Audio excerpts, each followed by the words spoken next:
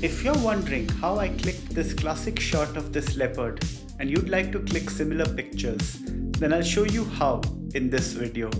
This is a story about one of India's most beautiful and elusive wild cats, found in a place where you're most likely to encounter them just a few kilometers from a major airport. The Jalana Leopard Reserve is probably the only wildlife reserve in India which is so close to an airport. It's just about 6 kilometers from the airport at Jaipur, which is the capital city of Rajasthan.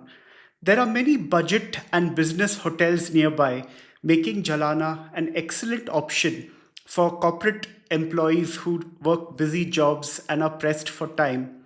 Sightings are pretty good at Jalana. In fact, I know someone who saw 8 different leopards over just 3 safaris, and they weren't even interested in photography. They got some excellent photos with just their mobile phones. I too got lucky. We locked eyes for a brief moment, just a few feet apart. As soon as we caught sight of Rana strolling through the forest in the distance, all the other jeeps went straight towards him. Rana was strolling through a thick part of the forest, making it hard to see him clearly amidst the dense foliage. But my guide was super smart. He knew exactly where Rana was headed, so he took us to a spot where I could take photos of Rana head on, away from all the other jeeps. This picture holds special meaning for me because it shows Rana in his true habitat, helping us connect with him on a deeper level. You may have discovered this video through my book, Wildlife Photography Explained. In this book, I discuss different camera settings for wildlife photography and the impact that they have on the appearance of your pictures. Now let's discuss camera settings. My main aim is always to create large prints of the images that I click, and for that reason, I don't like to increase my ISO beyond 400 on a DSLR camera to avoid digital noise. I have a camera that clicks decent images even at 800 ISO, but lower ISO values result in better color accuracy. I set my ISO to 400 and aperture to 8 on a 70-200 mm lens because I want to show the texture of the habitat rather than softening it out with a wider aperture. The shutter speed turned out to be 1/400th of a second.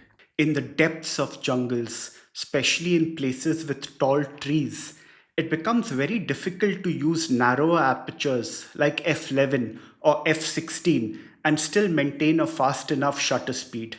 But f8 is good enough to show the textures in the background, especially at smaller focal lengths between 70 and 200, like in this photo. I click all my pictures in the manual mode. That way, I don't leave any creative decisions to the camera, and I also avoid unpleasant surprises such as shaky pictures due to slower shutter speeds or motion blur when the subject is moving too quickly. Another very important lesson here is the role that naturalists play in shaping our wildlife experiences. We often underestimate the value of a good naturalist, but it all comes down to these people's expert guidance that help us to experience, help us to witness the beauty of nature from so close. You can always get references for good naturalists on social media platforms. There are many eager beavers out there who will be happy to give you a recommendation based on their own personal experiences.